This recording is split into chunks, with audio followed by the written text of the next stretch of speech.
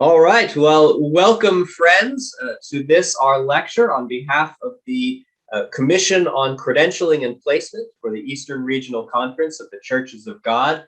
It is my great pleasure to welcome you to today's lecture, Harlots and Heroes, Foreigners in the Former Prophets.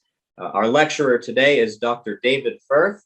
And Dr. Firth, we are delighted to have you with us today. Dr. Firth is tutor in Old Testament at Trinity College, Bristol. He is a highly respected Old Testament scholar who has ministered in various ways in Australia and Africa, as well as in the UK. Dr. Firth has written many books, and one which I want to highlight especially for you today, as it's going to very much tie into what we're going to be talking about today, is Including the Stranger, Foreigners in the Former Prophets. In addition to this book, which again I recommend to you, Dr. Firth has written on Samuel and Esther and Joshua and the book of Psalms, as well as many others throughout the Old Testament canon. Now, I'll be saying another word about this at the end of our time together, but I just want to make you aware at this point that our next lecture that's coming up will be on October 25th. Dr. Gordon Smith will be joining us on that day. We're going to be talking about the Holy Spirit, and Dr. Smith will be giving a lecture on the essential elements of a dynamic pneumatology. And again, that's on October 25th. And so I do hope that you will put that day on your calendar and plan on joining us then. I'll just give you one note on how the format is going to work today. You'll notice at the bottom of your screen that you have a chat function or a chat button. I do encourage you to make use of that throughout the lecture today if you want to be commenting or chatting with the other participants in our lecture today. I encourage you to do that. But then there's also a Q&A button. And if there is anything that you would like to address directly to Dr. Firth, any questions that you might have about his lecture or about his subject, please make sure that you include those in the Q&A. And then at the end of our time today, we'll have an opportunity to address some of those questions and discuss them together. So again, I do hope that you'll make use of that throughout our time. Let me pray for us, and then I will turn things over to Dr. Firth as we look at the former prophets today. Let's pray. Father God, I do thank you so much for this day, Lord, that you have given to us. We thank you for your goodness and your grace, your love for us, which knows no bounds. And Lord, I ask that you would be with us here today as we look at your word. I pray especially for Dr. Firth that you would speak through him today, that you would use him to encourage us. Lord, help us to think in new and fresh ways about who you are and the care that you have for your people and what it looks like for us to be the people of God, to love you and to love those that you have called us to serve. And so, Lord, again, we ask that you would be with us now by the power of your Holy Spirit. Anoint our minds to receive from you what you would have for us. And we pray these things in Jesus' name. Amen. Amen. Dr. Firth, thank you so much for being with us today. Joe, thank you for the invitation and for the chance to come and to share with you. I'm just going to share a PowerPoint, which I'm hoping that you'll all be able to see. The main virtue of the PowerPoint is probably that it means you don't see me quite as much as you might otherwise. But it's good to have the chance to be here with you, and I will look forward to taking your questions and chatting more with you about this topic or perhaps some other aspects of the Old Testament at the end of the talk. So I'm going to talk for about 55 minutes. And then we'll take a break so that you can come in and ask questions. So I'm wanting to focus on the books of the former prophets. The books of the former prophets are Joshua, Judges, Samuel, and Kings.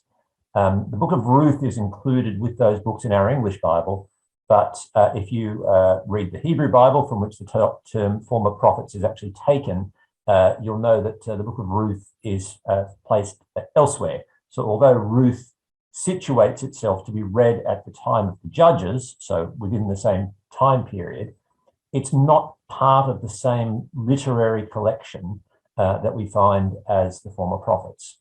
And in the Old Testament, the canon is divided into three main groups: the law, or the Pentateuch, Genesis to Deuteronomy; the prophets, which is the former prophets, Joshua, Judges, Samuel, Kings; the latter prophets, Isaiah, Jeremiah, Ezekiel, Hosea, Joel, Amos, Obadiah, Jonah, Micah, Nahum, Habakkuk, Zephaniah, Haggai, Zechariah, and Malachi, which if you teach Old Testament, you have to be able to say in one breath. And I'll just say all the rest, which is called the writings, and which is then organized in different groups. And this label, former prophets, is one which goes back a very long time in the tradition because of the way that the Hebrew Bible is structured to present these books.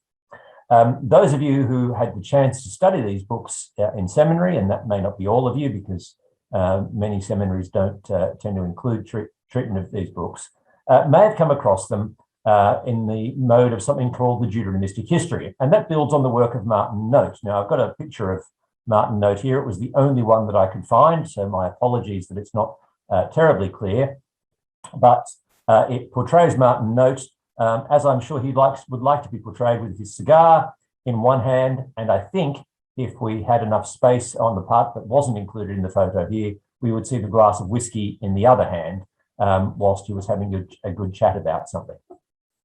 But much of the time when people write about Joshua 2 Kings, they refer to it as the Deuteronomistic history. And the problem with that actually is that we mean so many different things by the Deuteronomistic history that it's almost come to mean nothing at all. So Martin Note said it was put together by one person in the exile. Frank Moore Cross said, no, there was two. One wrote it up to the time of Josiah, then someone else put it together in the exile. Rudolf Schment said, no, there's four of them. There was a preliminary text, a Deuteronomic Grundschrift, a basic text, DTRG, which was then reworked by the first Deuteronomistic historian, DTRH. That was then expanded by what he called the DTRN, the Nomistic Deuteronomist, and then his student, Walter Dietrich, said, no, there is also DTRP, the Prophetic Deuteronomist. And then more recently, John Van Cedar says, no, the whole thing was put together after the exile, probably in the Persian or Greek periods, but we'll still call it a Deuteronomistic history. So I'm kind of wanting to lead a charge to say, well, let's stop using a label which is purely an academic discourse, where we don't mean the same thing by it anymore. I think as academics, if we want to talk about something, we ought to be clear. Whereas if we are reading these texts as the former prophets, we're actually going back to the model that the Hebrew canon establishes for them, and to a large extent, the way that we structure our canon in English does as well, that says each of these is a book and that we need to read them in their own terms. And I'm trying to read each of them as a book which is complete in itself, and yet which reflects on the ones which have gone before them. And there are a number of reasons for this. Most interesting of all, I think, is the way that almost all of them in some way are particularly concerned with the land of Benjamin, which is a very small tribal allocation just north of Jerusalem. And the fact that we find this so consistently across all these books, I find to be particularly interesting. But a benefit of this is that it helps us focus on their constructive contribution, because when we focused on the former prophets as a Deuteronomistic history, we tended to focus on them as the story of how it was that Israel lost the land. So they gained the land in Joshua, and then we spend the rest of the time figuring out how it is that they lost the land because of their sin. And this means that we don't always see the constructive elements. And one that I particularly want to highlight is what I've called the refrain of the former prophets. This is a motif that runs throughout this collection. It's one that we first encounter just after Israel has entered the land, when they've crossed the River Jordan in what looks like crossing the Red Sea all over again. And the Lord tells Joshua that they are to get some stones and set them up. And this is at the end of chapter 4. And when your children ask their fathers in time to come, what do these stones mean? Then you shall let your children know Israel passed over this Jordan on dry ground. For the Lord your God dried up the waters of the Jordan for you until you passed over, as the Lord God, your God did to the Red Sea, which he dried up for us until we passed over. And this is the key part. So that all the peoples of the earth may know that the hand of the Lord is mighty, and that you may fear the Lord your God forever. Notice two key themes that emerge from that. Israel's existence, Israel's presence in the land, the ways that they point to Yahweh, the Lord, so that all the peoples of the earth may know about the Lord, but also so that there are structures that will enable Israel to continually remember to fear, that is to honor the Lord their God. Now we find that this refrain occurs again in 1 Samuel 17. Most of us know the story of David and Goliath. It is a story that I think is probably somewhat misread when we make it into the Sunday school story and David is this tiny little boy, whereas in fact he's large enough to wear adult armor. So he's pretty fully grown. So we're thinking probably a teenager at full size and so on. But I think the key part of this story, again, occurs when David and Goliath are facing off with each other. And they start trading insults to one another. There's a bit of trash talk going back and forth between the two. In 1 Samuel 17 from 43, the Philistine said to David, "Am I a dog that you come to me with sticks?" And the Philistine cursed David by his gods. The Philistine said to David, "Come to me, and I will give your flesh to the birds of the air and the beasts of the field." Then David said to the Philistine, "You come to me with a sword and with a spear and with a javelin, but I come to you in the name of the Lord of hosts, the God of the armies of Israel, whom you have defied. This day the Lord will deliver you into my hand, and I will strike you down and cut off your head. I will give the dead bodies of the host of the Philistines this day to the birds of the air and to the wild beasts of the earth, that all the earth may know there is a God in Israel, and that all this assembly may know that the Lord saves not with sword and spear. For the battle is the Lord's, and he will give you into our hand." Notice again, what is this victory over Goliath to be? It is a testimony to the nations of the greatness of the Lord, and it also creates a mechanism for Israel to remember how it is that God is at work. We have this refrain about all the nations of the earth, all the peoples of the earth knowing about this God in Israel. Now, we find this theme again in Solomon's prayer, his dedication prayer for the temple in 1 Kings chapter 8. And we'll come back to this prayer in a little while because he includes within this the prayer about what the foreigner might do. But as he brings his prayer to a close in 1 Kings chapter 8 from verse 59, he says, "Let these words of mine, with which I have pleaded before the Lord, be near to the Lord our God day and night, and may he maintain the cause of his servant and the causes of his people Israel as each day requires, that all the peoples of the earth may know the Lord is God, there is no other. Let your heart therefore be wholly true to the Lord our God, walking in his statutes and keeping his commandments as at this day." Notice again, we have this concern that Israel's existence and how it structures its life is so that all the peoples of the earth may know. Conversely, Israel themselves are to continually learn and to remind themselves of what it is to know the Lord. We have this pattern.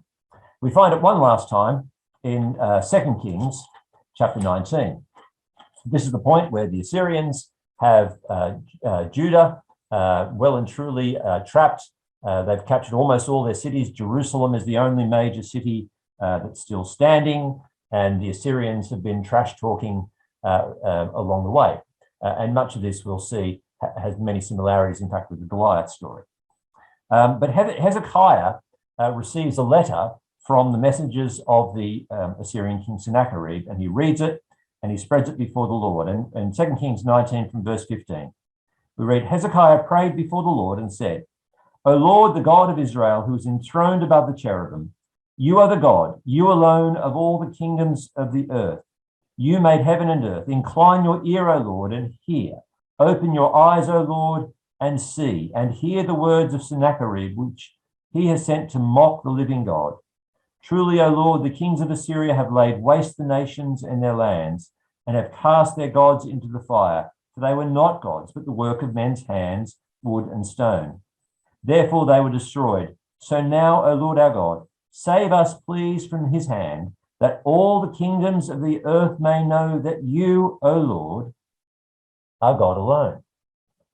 Notice we come back again to this refrain that keeps coming back, that God's action in Israel both teaches Israel about who the Lord is. God's action in Israel is also so that all the peoples, all the kingdoms of the earth may know who the Lord is. Israel's existence within the former prophets, in spite of all their struggles, is therefore not just the story of how they lose the land, which is what tends to happen when we follow it as a Deuteronomistic history, but it is also the story of how God is at work. And in fact, even Israel's failures in the former prophets are going to help us to see who God is, and that this is for all the peoples of the earth. Now, within the former prophets, there are a couple of other really important constructive questions that come from this.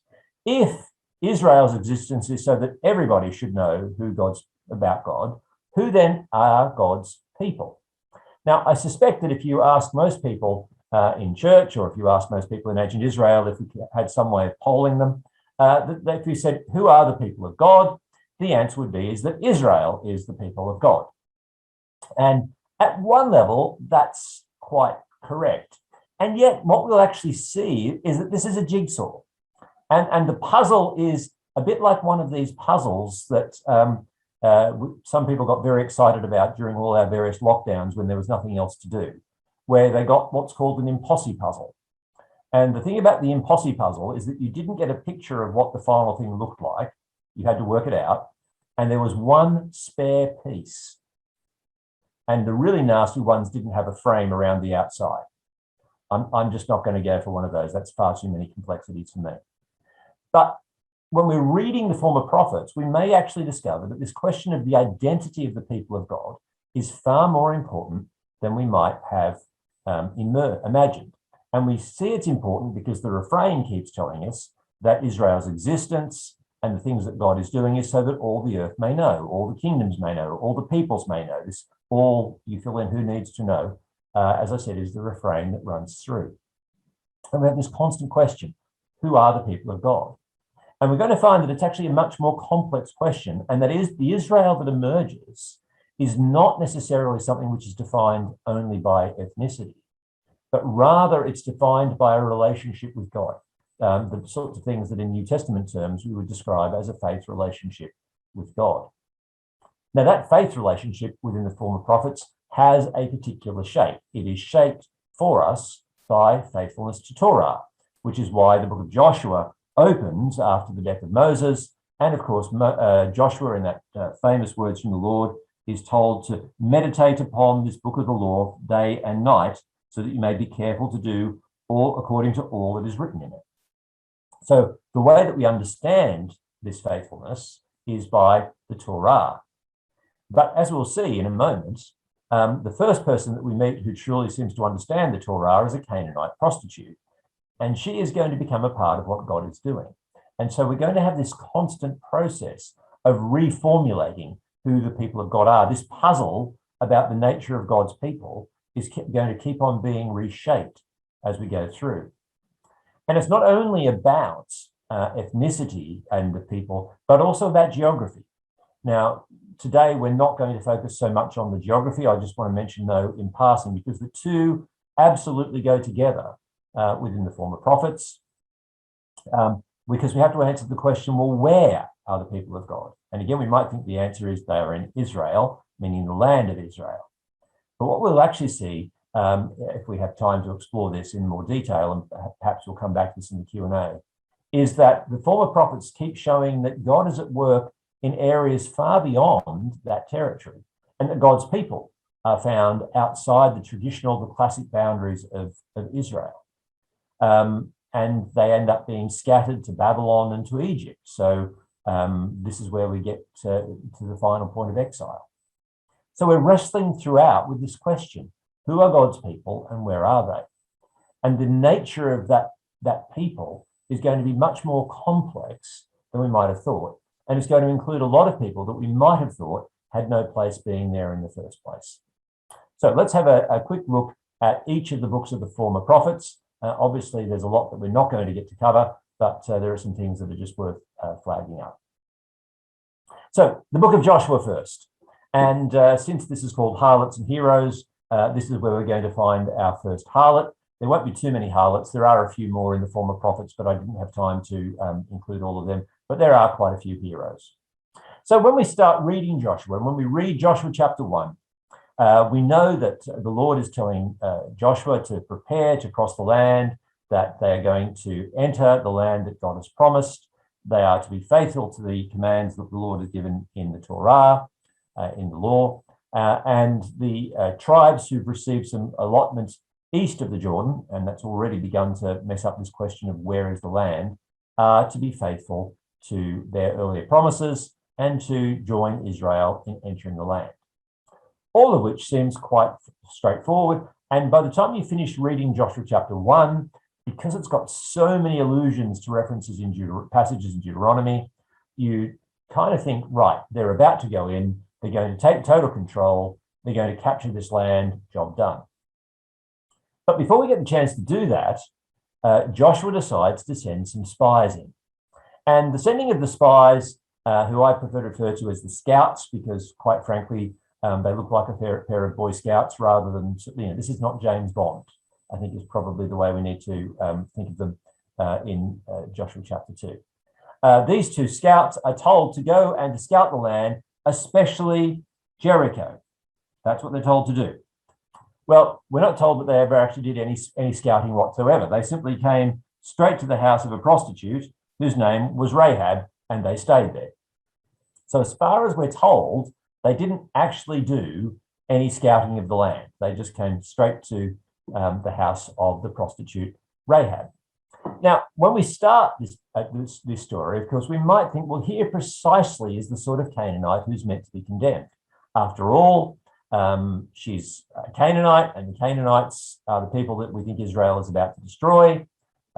She's a woman, and lots of people think that the Old Testament has very negative views of women. She's a prostitute, and that's certainly not something that the Old Testament ever commends. It always condemns prostitution. So we look at this and we think, surely this is the sort of Canaanite that Israel is right to condemn. And yet, she hides the scouts. She outsmarts the king's police force, who, it has to be said, look a bit like Keystone Cops, to be honest.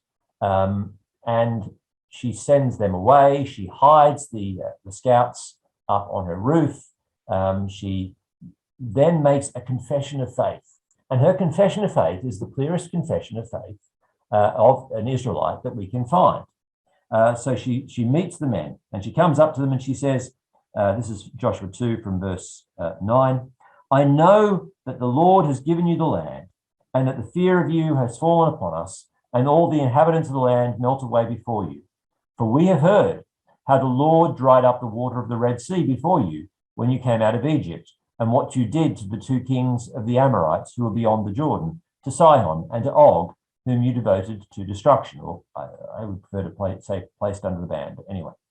And as soon as we heard it, our hearts melted, and there was no spirit left in anyone because of you. For the Lord your God is God in the heavens above and on the earth beneath. Now then, please swear to me by the Lord that as I have dealt kindly with you, you also will deal kindly with my father's house, and give me a sure sign that you will save alive my father and my mother, my brothers and sisters, and all who belong to them, and deliver our lives from death. Rahab has understood something absolutely fundamental about who the Lord is. And Rahab, although she looks like the sort of person who has no place being a part of Israel, will actually become a part of Israel. She is the one who demonstrates the sort of faithfulness that Israel needs to demonstrate, even if we don't think that she's the one who should do so. And what the book of Joshua has done straight away is given us a Canaanite and given them a human face. So instead of thinking, oh, well, we can keep all Canaanites as other, we never actually think about them, we never look at them, they're just someone that we have the right to destroy. Immediately Joshua says, all right, I'm going to introduce you to a Canaanite, and I'm going to make you think about what are their place, who do they belong to, how do they fit into this story of what God is doing. And Rahab will ultimately become a part of Israel. Now, it takes a while. We have to wait until the capture of Jericho in chapter 6, and she's initially outside of the camp, but ultimately Rahab becomes a part of Israel. A Canaanite becomes an enduring part of Israel. And just in case we've missed the surprise that this worst possible type of Canaanite has turned out to be the most faithful of people, chapter 7 of Joshua, immediately after the capture of Jericho, focuses on another person, an Israelite by the name of Achan. Now, Achan, it has to be said, looks like an Israelite of the Israelites. So if your first perception of Rahab is, here is precisely the wrong sort of Canaanite that we want to get rid of, and you get discovered that you've got it wrong, Achan looks like precisely the right sort of Israelite. He's got it all because he has the right sort of genealogy. He's the son of Carmi, the son of Zabdi, the son of Zerah. He's from the tribe of Judah. This is Joshua chapter 7 from verse 1. He looks like someone who's important, someone who's got a good long genealogy, and yet he is the one who breaks faithfulness to the Lord. He takes the things from Jericho that had belonged to the Lord alone, and he decides that they're his to keep. And when Israel had attempted to then capture Ai, which looks like a very simple place to capture, and where the scouts actually do some scouting, it goes horribly wrong. Why? Because Achan ends up behaving like, well, a Canaanite, really. He's the one who thinks that what he wants matters more than what the Lord wants, whereas Rahab is the one who has shown that what the Lord wants is what matters. And so the book of Joshua spends a great deal of time. In fact, we get to the end of chapter 7 and really into chapter 8 before we fully resolve this, where we have the Canaanite who turns out to look much more like what a faithful Israelite should look like, and then the Israelite who it turns out to behave much more like a faithless Canaanite. And one is included, Rahab, the Canaanite, one is excluded, Achan. And in both cases, their whole family, because of the ways in which families were closely related, are treated the same way. Now, you might think at that point, well, it's very simple. Any Canaanite who says, I want to convert, gets in. Any Israelite who refuses to live gets out. But we then have a somewhat trickier story with the story of the Gibeonites in chapter 9, because the Gibeonites decide that they want to try and trick Israel. And if you know the story, they get in some really old, worn-out clothes. They find their oldest, moldest bread. And even though they've only walked a couple of miles, they turn and they come to Joshua and the elders and say, oh, we've come a long, long way, and our clothes were new when we set out, and our food was fresh. Now look, taste the food. You'll see how old the food is. We must have come a long way, which if the Israelites had stopped to think about it for a moment, they would know doesn't prove anything, but they taste the food and decide this must be right. And we're even told that Joshua made a covenant of peace with them, although we're also told that they did not inquire of the Lord. So a first reading of Joshua 9 might make us think, well, hang on a second, the Gibeonites have got in on false pretenses, because although Israel very quickly discovers that they are actually from within Canaan, Joshua has to step in to save them from the people and to say, well, we've made a covenant. We can't make a promise and go back on that promise. And so Israel has to save them. And they end up actually working in the sanctuary of all places. Now, we might think, well, did Israel get it completely wrong? But then we're told at the end of Joshua 11 that the Lord had encouraged all of the people to come and resist Israel. Joshua chapter 11 from verse 18. Joshua made war for a long time with all these kings. There was not a city that made peace with the people of Israel, except the Hivites, the inhabitants of Gibeon. they took them all in battle, for it was the Lord's doing to harden their hearts that they should come against Israel in battle, in order that they should be placed under the ban and receive no mercy and be destroyed.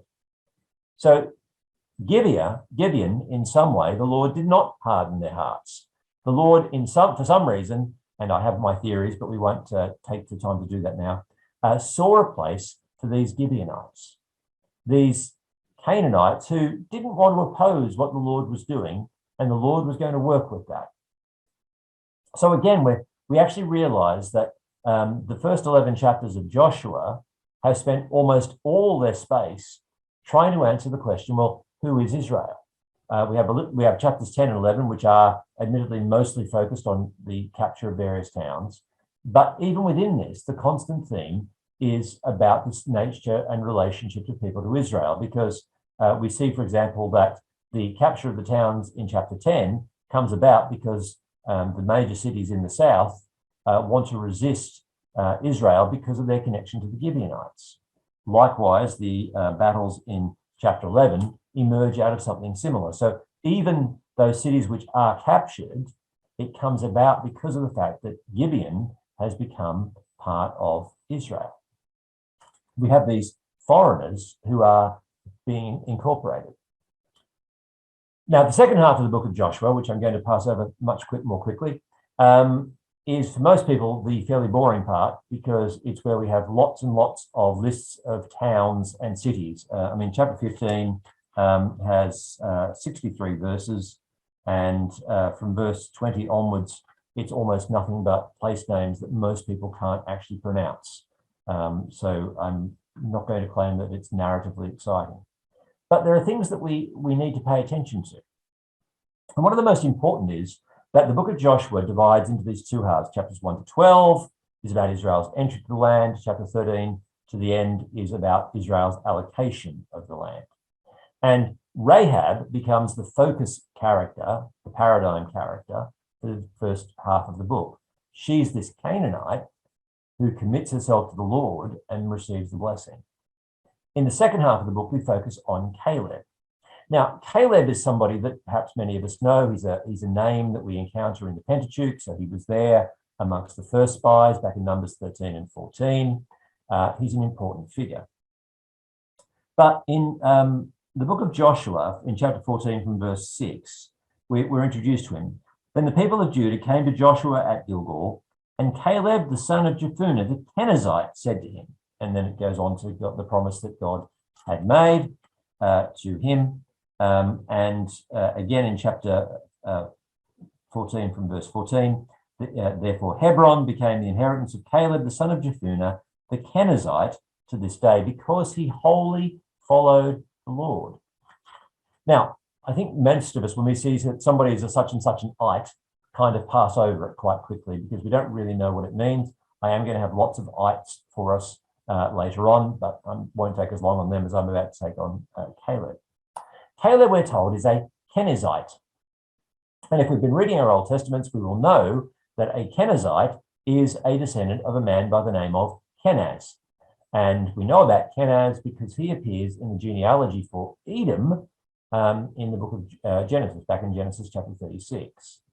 So Caleb, although he's this key figure that we often think of as being a real Israelite of the Israelites, has become a part of Israel, but he's actually Edomite.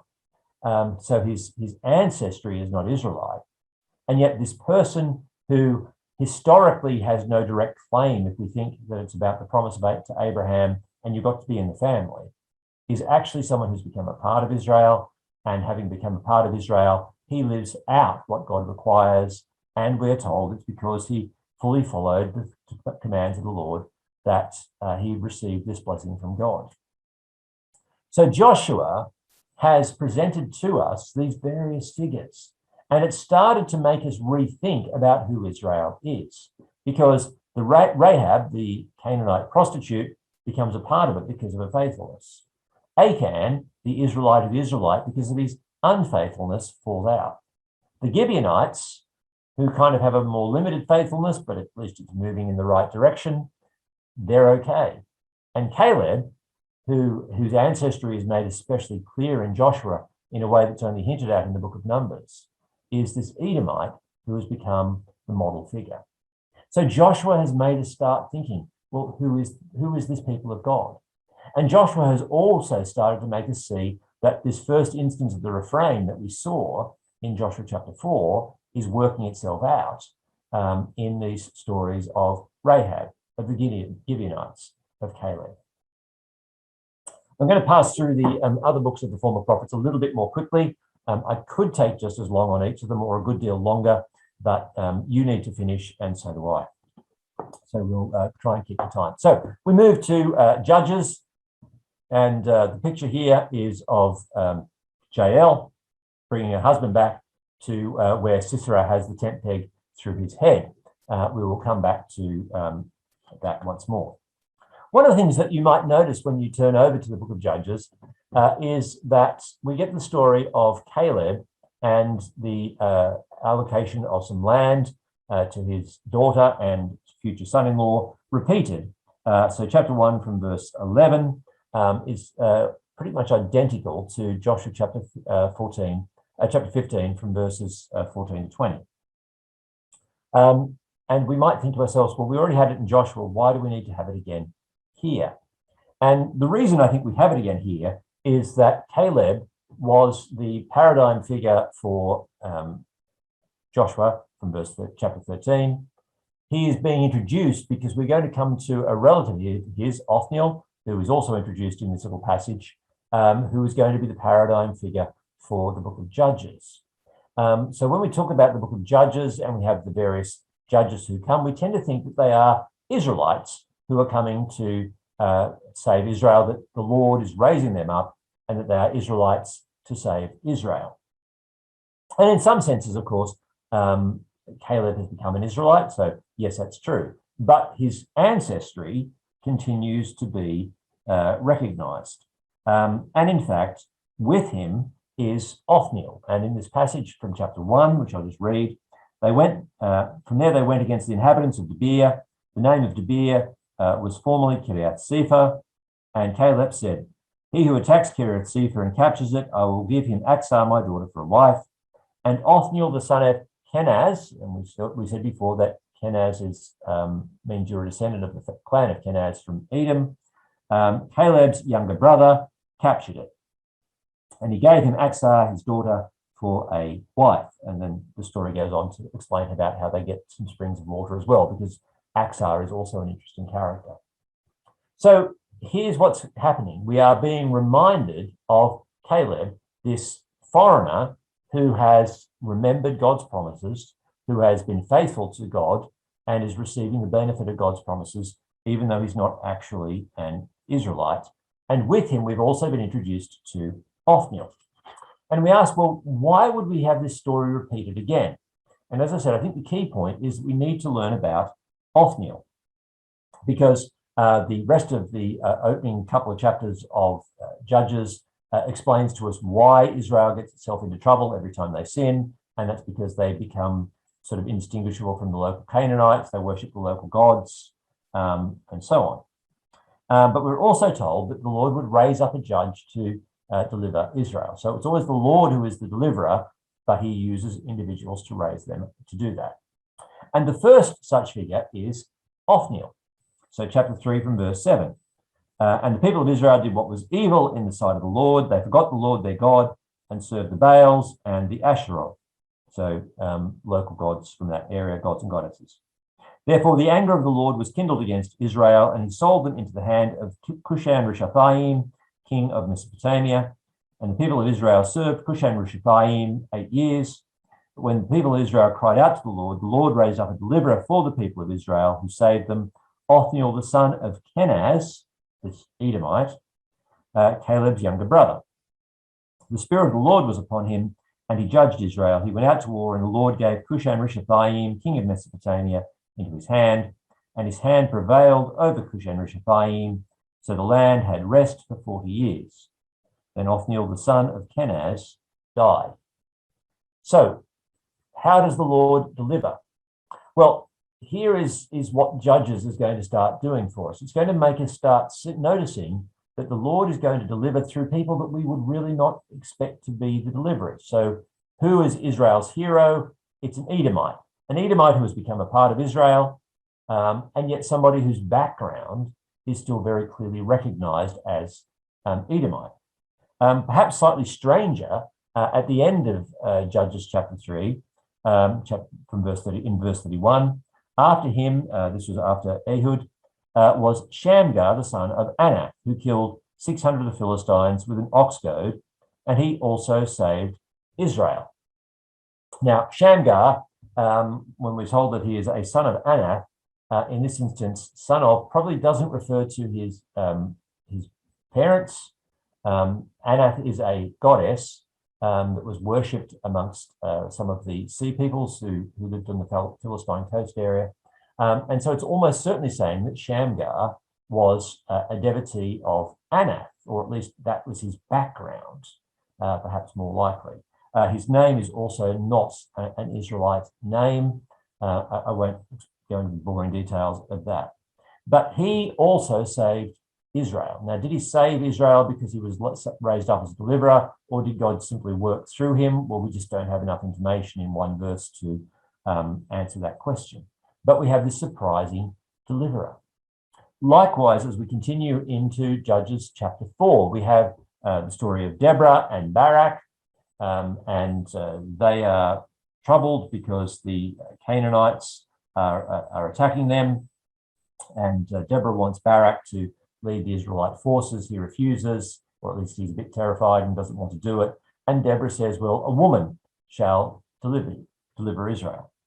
And we probably think as we start reading the story that Deborah herself, because she's a prophetess, is the one who is going to do this.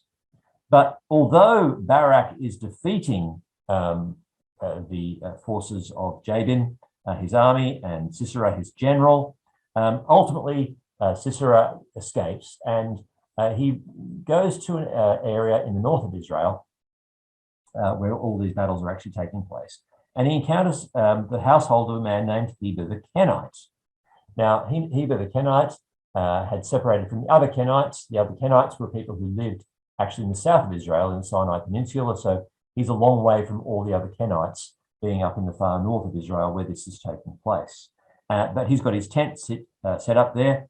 And Sisera is told about this, and he ultimately goes up to the tent of Heber the Kenite after his forces have been defeated.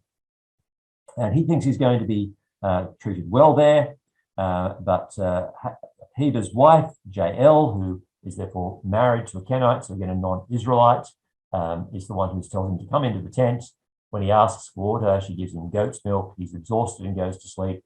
And Jael proves that she is particularly effective in ways that you don't want to experience with a tent peg, and is able to kill Sisera along the way. Who is the deliverer? Who is the one that Yahweh is working through? Well, we have this pattern again and again in these opening chapters that the heroes are not the sort of people that we expect. Not only because, like someone like Ehud appears to perhaps be not just left-handed, but perhaps may even be limp in his right hand. He may be paralyzed in his right arm, something along those lines. But here is God delivering his people through this foreign woman, not the prophetess, but a foreign woman. And we see this pattern running throughout the book of Judges, that yes, the judges are unexpected, and God keeps raising up people that we really wouldn't have thought was going to be there. So when we get to Samson, he does spend all his time with prostitutes and with women and getting all sorts of things wrong. He's the one who you would think is going to have everything right, because he's a bit like Achan. He's an Israelite of Israelites. He's the one that God gives in response to the prayer request of his mother, and yet ultimately he only begins to deliver Israel, whereas Othniel, Shamgar, Jael, each of them provides full deliverance for Israel. And the stories of Samson actually lead us on to the experience of this period in Judges 17 to 21, where we have these stories of where there is no king in Israel. And we don't have time to explore these stories today, but what we see again and again is Israelites behaving like Canaanites. And as Israelites behave like Canaanites, they become indistinguishable. And the Israel that is emerging by the end of the book of Judges is a people that looks utterly unlike the one who is focused on doing the Lord's Torah that we were meant to see in the book of Joshua. And so we have this question, how is God going to bring them back? But we've seen lots of hints that it's going to be through these unexpected foreigners. Now, when we come to Samuel, we suddenly start to see a slightly different focus. And we start to see how in the book of Samuel, we see insights into the two key characters, Saul and David, largely through the interaction that they have with various foreigners. And again, we don't have time to go through all these in detail, but we see that Saul is particularly good at making bad choices. And I've got a picture here, you'll see David playing the harp for Saul, and Saul is looking particularly grim at that point. So we have to assume that David hasn't yet hit too many sweet notes to improve his mood. But Saul makes bad choices as he deals with foreigners. So in 1 Samuel 15, he is told to put Amalek under the ban. And if you know the story, he's convinced by his men to save the best of the animals and the livestock, claiming to intend to offer them as a sacrifice. But the type of sacrifice that he proposes is more of a sort of a sacred barbecue where you get to eat them rather than having given them over entirely to the Lord. So it's one of those things where it sounds really spiritual, but it's not really. He makes bad choices. He has a man by the name of Doeg the Edomite, who is his chief shepherd. That may also actually be more of a military term than a farming one. We're not entirely sure about that. Now, we've seen examples, of course, that Edomites can be good. Caleb, Othniel give us plenty of evidence that just because somebody is from Edom originally doesn't make them a dangerous person. But Doeg certainly comes across as a very dangerous person. He sees what happens when David is fleeing from Saul and reports back to Saul, and does so in what one might describe as a very carefully structured report, so that David looks much more guilty than he should do. And as a result, Doeg ends up killing all the priests at Nob, save for one, Abiathar, who's able to escape and get to David. Saul makes these bad choices. Likewise, he goes to the spirit mistress at Endor. Now, she may be an Israelite, but she behaves in the way that the Canaanites have behaved previously, and she may be one of the continuing Canaanites. It's not entirely clear. But what matters is not her background, but her choice to engage in practices which Israel is prohibited from following. Saul makes bad choices. David, on the other hand, keeps encountering various foreigners, and through them, he keeps learning actually more about how the Lord is faithful than he could have actually seen himself. So I mentioned that in his encounter with Goliath, we have one of the instances of the refrain that runs through the former prophets. And I actually think that the whole point of the story of David and Goliath finds its focus in the refrain. The whole story builds to that particular point, and then everything else is just working out from that point. That David understands that Israel's relationship with nations that attack Israel is still to see the greatness of God. David, of course, has to deal with various foreigners. He spends a period of time on the run from Saul and spends his time with the Philistines.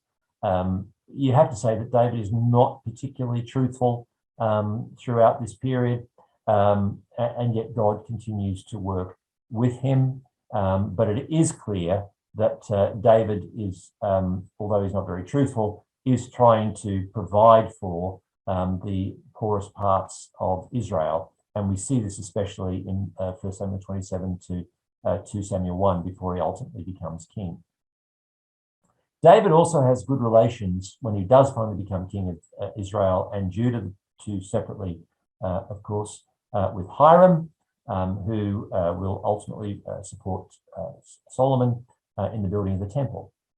But I think the really interesting thing is a number of Canaanites who survived and take on prominent roles within Israel that we learn more about as we go through the period when David is king.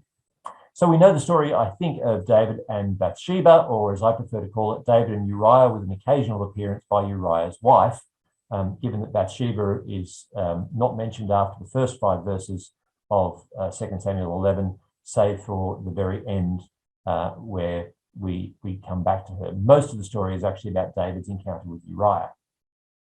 So Uriah is a Hittite. Now, we have to realize that there are 2 different groups called Hittites in the Old Testament. One group, the larger group from the kingdom of the Hittites, is in what is modern-day Turkey, Anatolia.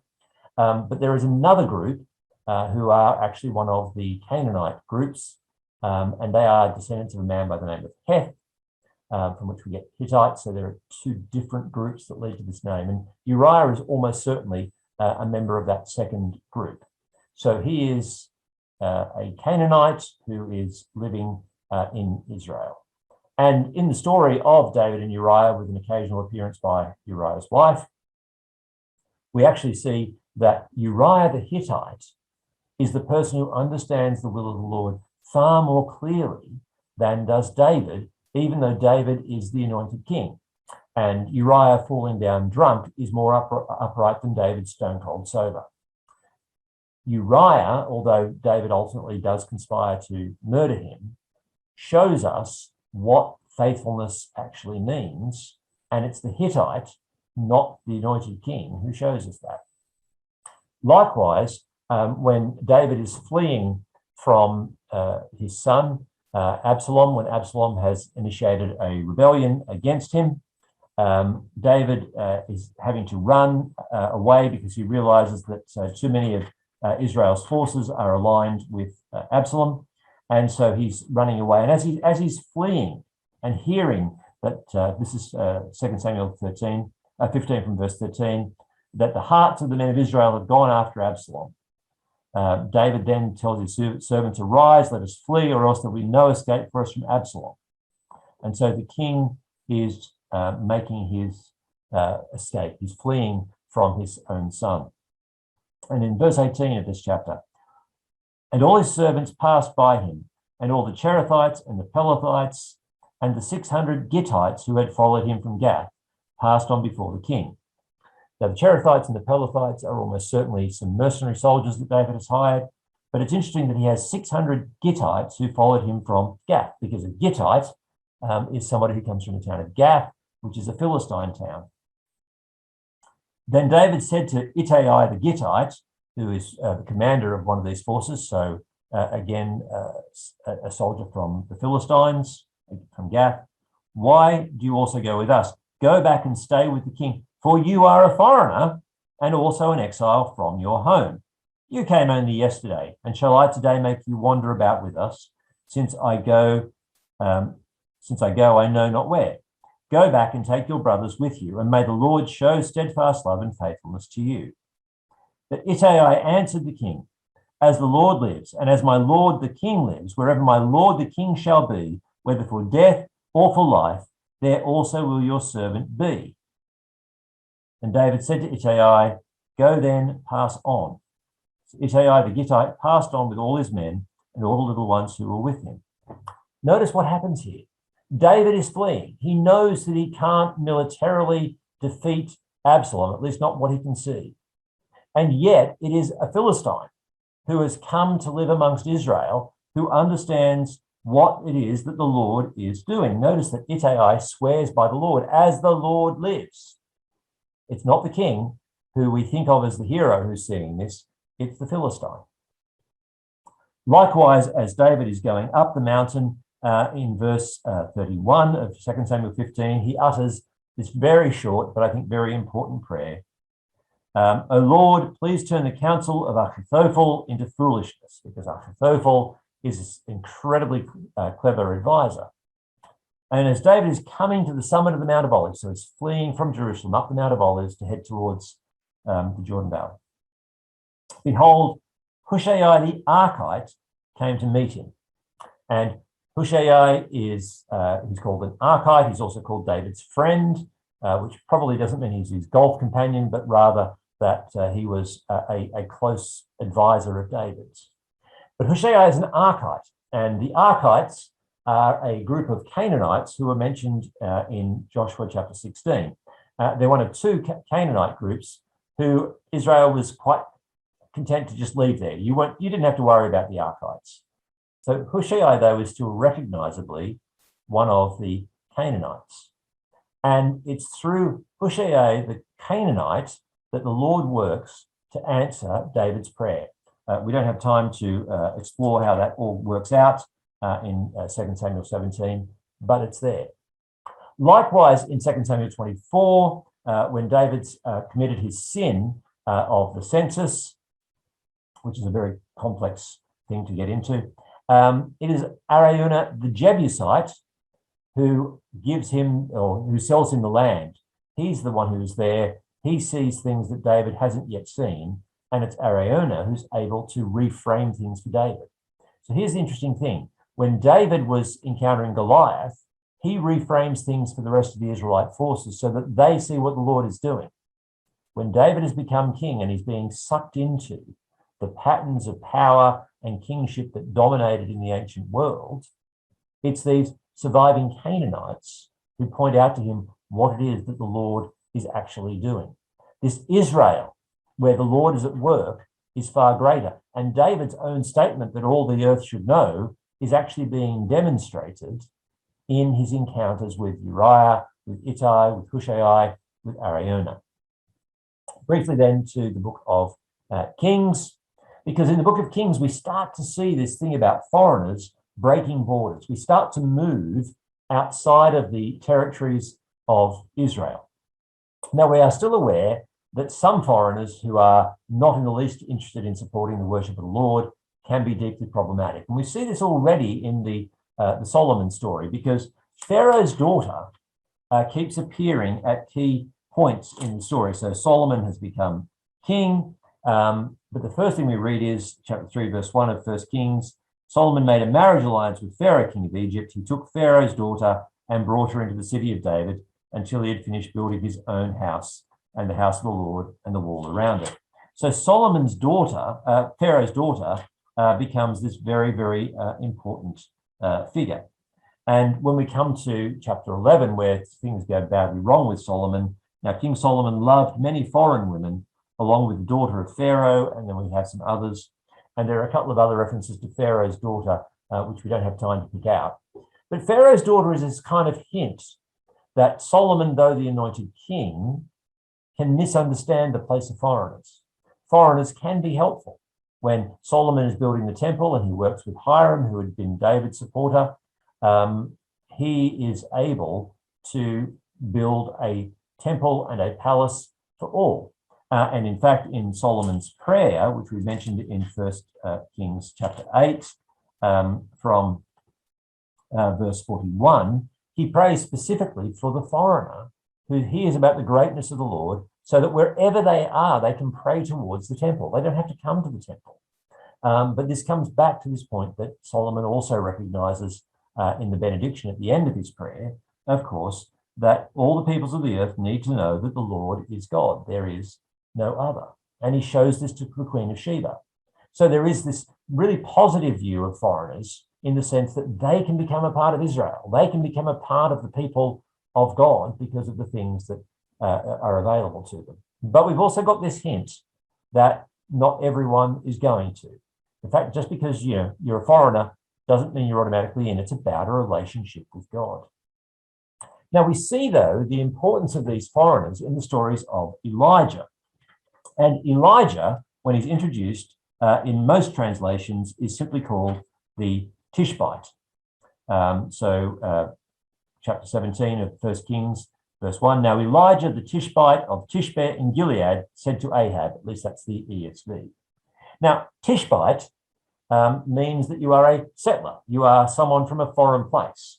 And we might more appropriately, I think, translate 1 Kings 17:1 as, now Elijah, the settler from the settlers in Gilead, said to Ahab.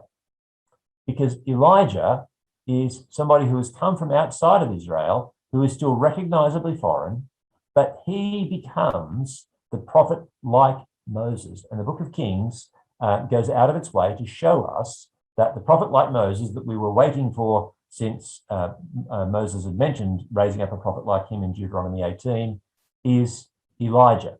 And Elijah the settler is doing the work of the Lord both in Sidon, where he meets the widow of Zarephath, which is outside of Israel's territory, but also when he confronts Ahab on Mount Carmel, which is in Israel's territory, but then he goes down to Mount Sinai, which is outside Israel's territory, and he encounters the Lord in those places.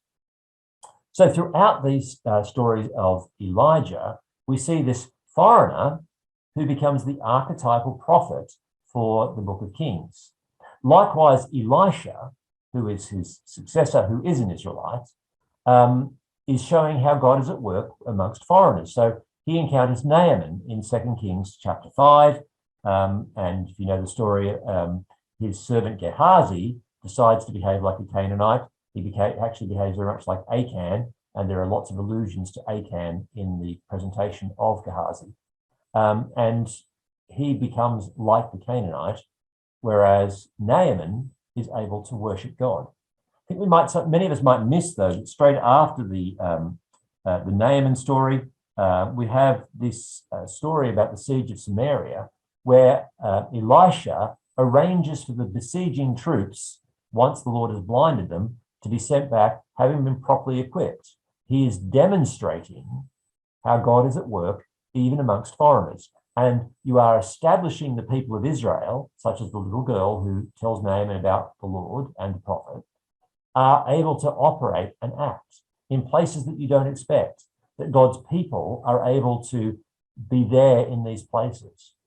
So that when Hezekiah finally encounters the Assyrians, when they besiege him in the time of Isaiah, Hezekiah, although the Assyrians keep behaving just like Goliath, and there are lots of verbal references back to the Goliath story in those stories, he ultimately realizes, of course, that it's about Israel and how the Lord breaks borders, that the Lord is not bound to having an Israel in one place and that just one set of ethnic descent, but rather that God is at work across all places and amongst all peoples. So what's happening in the former prophets is that the people of God are something that is being constantly redefined for us. It's beyond ethnicity. It's not that you just are a descendant of Abraham. You become a descendant of Abraham because you believe in the God of Abraham. That's what it means to be a descendant of Abraham. And whether you're in the land or not, that doesn't matter. The refrain is there quite intentionally shaping the presentation of these books to say this is about a God who is interested in all the peoples of the earth, that all need to know about the Lord. So that when we end 2 Kings with the release of Jehoiakim in chapter 25, at one level, we might think, what's going on? Well, I think what's going on is it's pointing to us the fact that God is still at work in Babylon, as much as some people are also in Egypt. And that the promise to David, which is a motif that we haven't had time to trace through, but which continued also to be important, is there. There is going to be a people of God. They are not going to be constrained by limits of geography and ethnicity. They are going to be a people of God who are shaped by their relationship to God and their faithfulness to him. And at that point, we need to bring this to a close. Judd, I need to go back to you.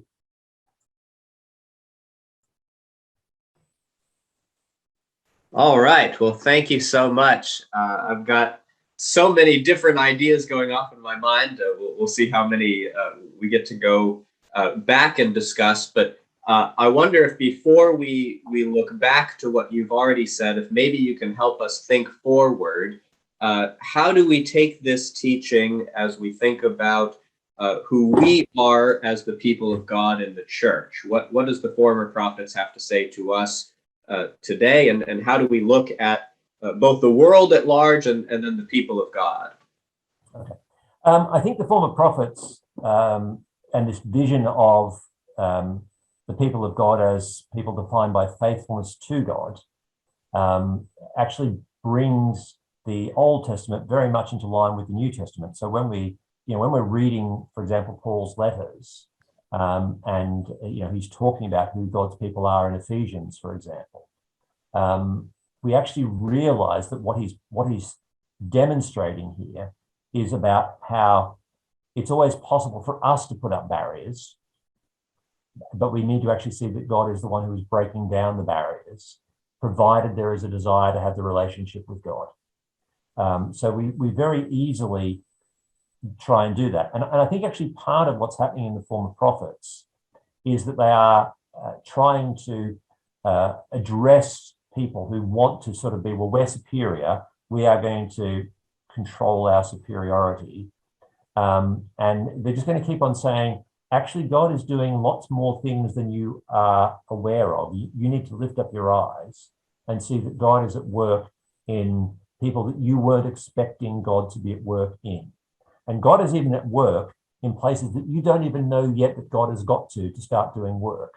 So when we think about the Naaman story, for example, do we think that a little girl who was a prisoner of war, who was undoubtedly really in a place of dreadful abuse, is still there and going to start to make the most powerful man after the king of Syria see that God is at work? When we start thinking about mission, for example, we often fall into the trap of thinking, well, mission only happens when we go there and do it. Well, in this story, God's got there long before any of us knew that we were going there to do it. So, who these people are is much more diverse than we want to imagine. And we need to challenge perhaps some sort of elitist ideas that occur sometimes about who we are and what the church is meant to be. So I think Kings is, not just Kings, the former prophets as a whole is doing that. I think it also raises some really interesting questions when we think about the ethical implications of theories of migration and so on, and how we engage with that. Now, I don't think that there's a one-to-one, we immediately pick it up and here is the answer, but it challenges us to put a human face to the other. Yeah. And it's so easy to treat others simply as a blanket collection. And as long as we keep them as a blanket collection, we don't touch them. Yeah. But the fact that we come into Joshua and the first thing we do is we go, let's go to what you think is the worst. We're going to give it a human face. We're going to give it the chance to actually speak and speak in the name of the Lord. That's got to challenge the way that you think you have to relate to these people. And so these are some of the things that I think are really important as we reflect. Sure. Yeah, I thought that was so powerful, how personal it gets right off the bat in Joshua chapter 2 of here's a woman, here's her face, here's her name, here's her story. Suddenly you can't just ignore it or sweep her under the rug. She's a real person. Yeah, she's a real person, and she's showing faithfulness and understanding of who the Lord is, that your starting assumption is it couldn't possibly be there. Yeah. And yet she does. How is God making himself known? Well, again, we come back to why this refrain is so important. This is what it's there. It's about Israel learning who God is and having to continually refocus itself to say, we don't exist for ourselves. We exist for a world that needs to know this God. Yeah. That's really important. Do you see even more juxtaposition going on there, right, in Joshua 2, that the scouts are not named, that they sort of become amorphous a little bit? Yeah, absolutely. We don't want to do anything that promotes them. Because they're actually pretty silly. As the story is told, whilst they are hanging on the rope out the window, they are trying to renegotiate terms. Now, if you are trying to escape from a city which is locked up and which has the police looking for you in a walled town, to be hanging on the rope going, we just want to renegotiate terms with you, is not the cleverest thing. Now, a lot of Bible translations try and make it look as if, that all happened before they were on the wall. But that's not the verbal structure that the Hebrew text uses at that point. So we are we are being presented with these men who actually are trying to behave in the very way that Israel is not meant to behave. Sure. So we don't want to give them a name. Let's give the name to the person who does. Absolutely. Yeah. Yeah.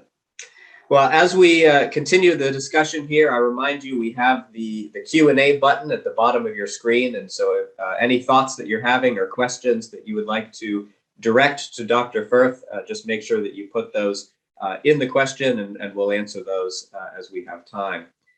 We have a question here thinking about this unsettling idea of the harem. Under to destruction, you mentioned under the ban. Could you talk a little bit about why you choose that translation and what that means?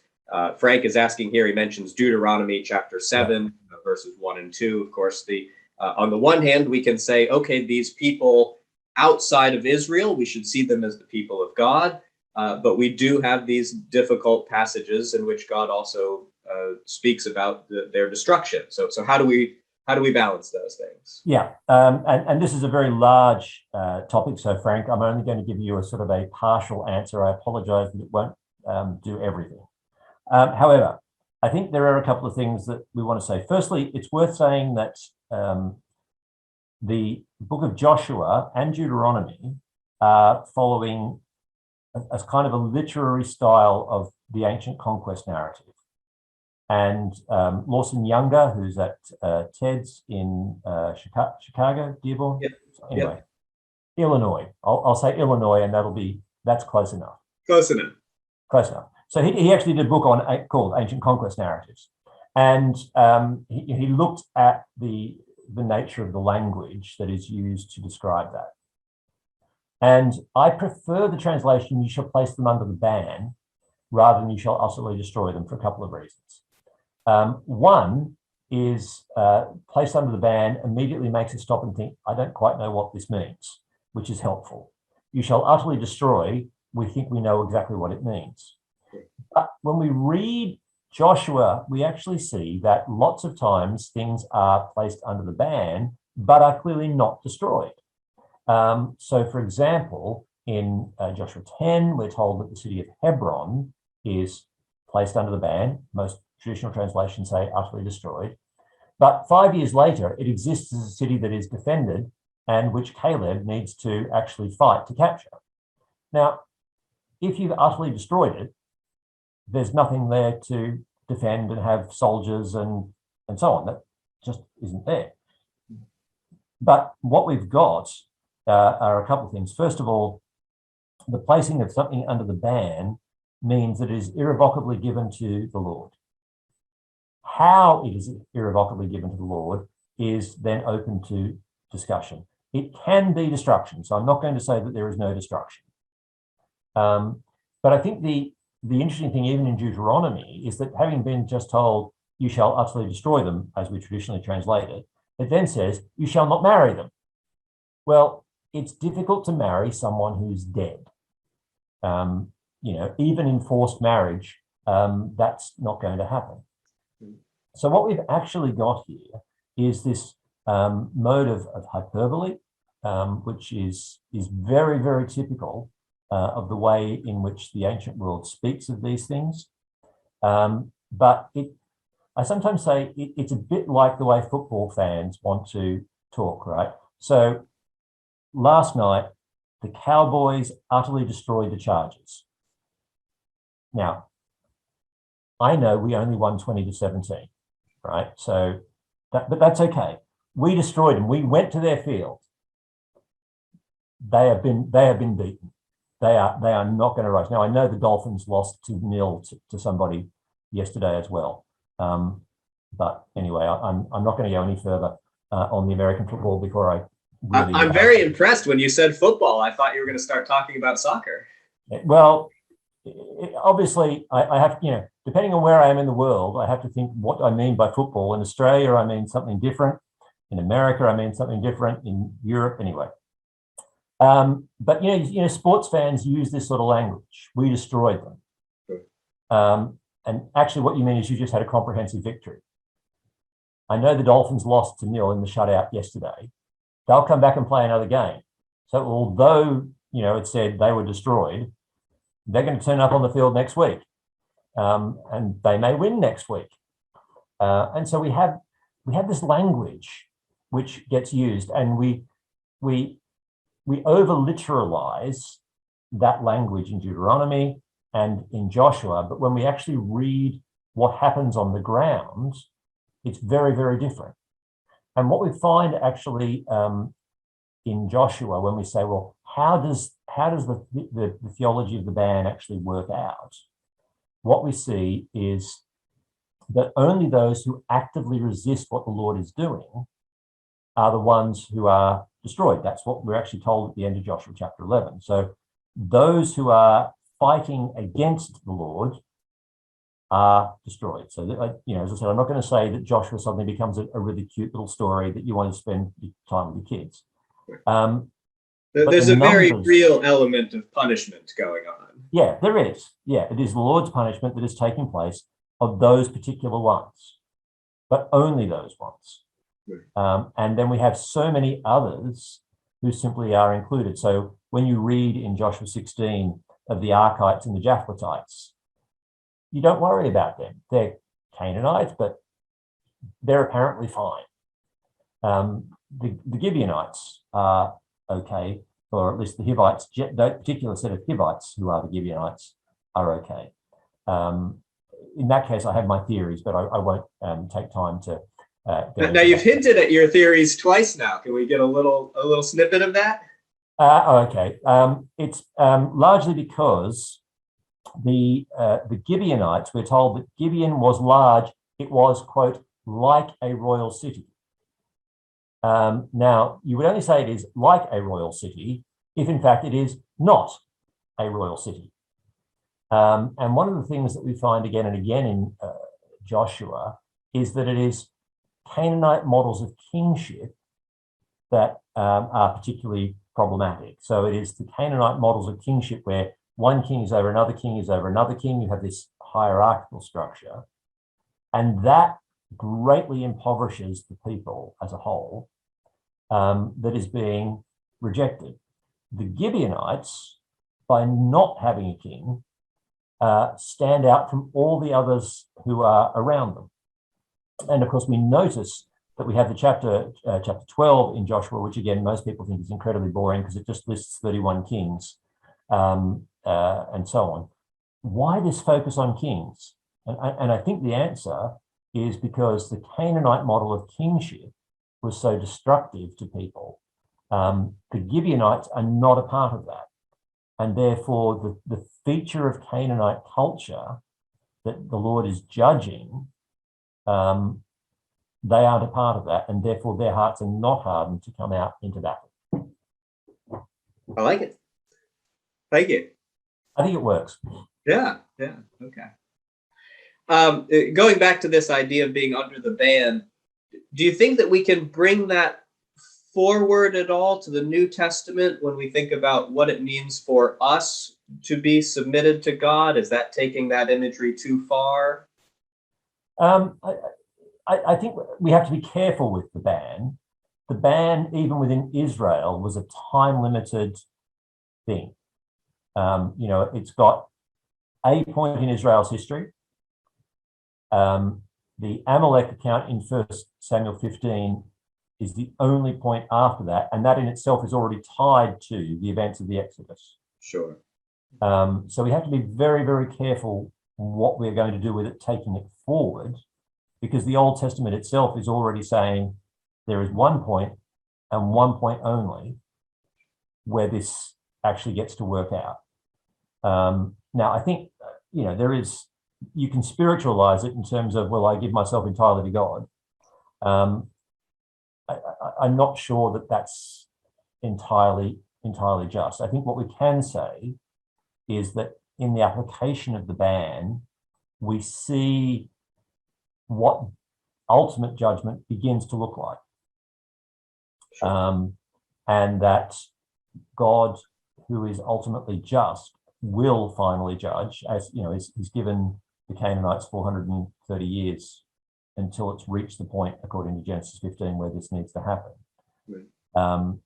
And so we see something about the holiness of God, but that holiness of God keeps including people that we want to leave out. That's the thing that I think is utterly fascinating. We think we've worked out who God's on side with, and God is actually doing some really quite different things. Yeah, thank you. I was very intrigued by the image you used of the Impossi Puzzle, this idea of not having the whole picture.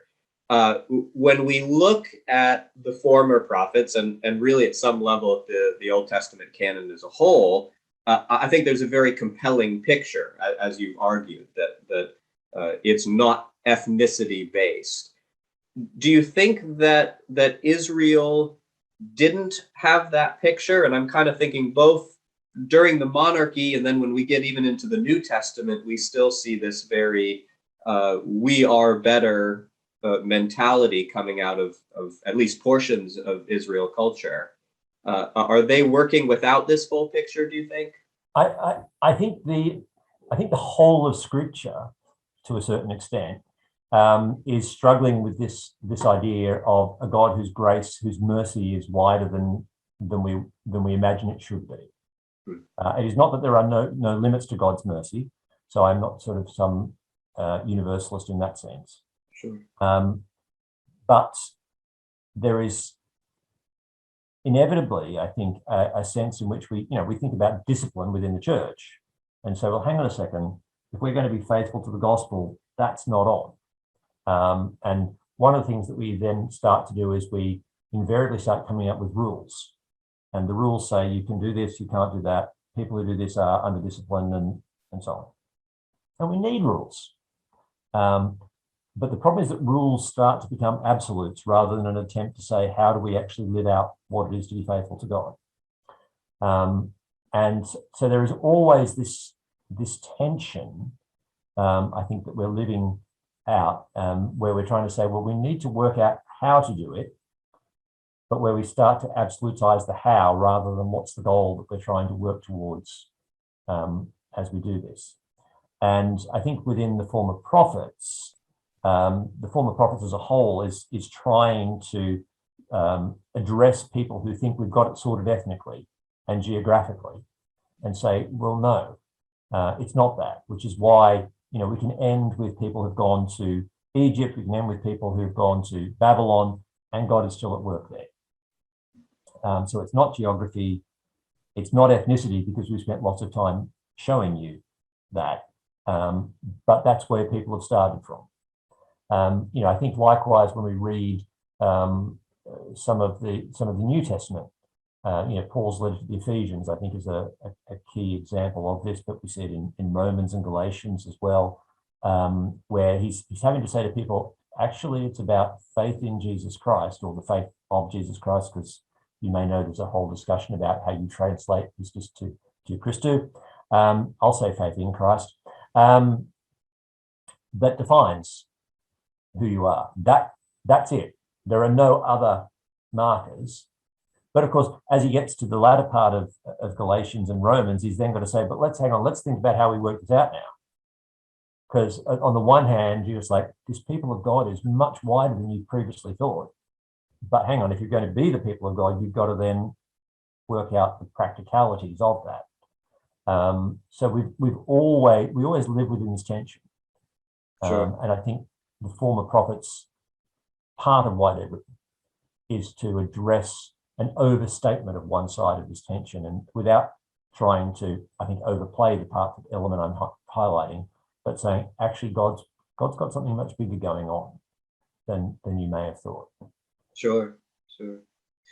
When I think about things from the perspective of the Old Testament canon, putting Ruth into this section of text seems like it augments very much what we've been talking about. I mean, Ruth really becomes a prime example of the outsider.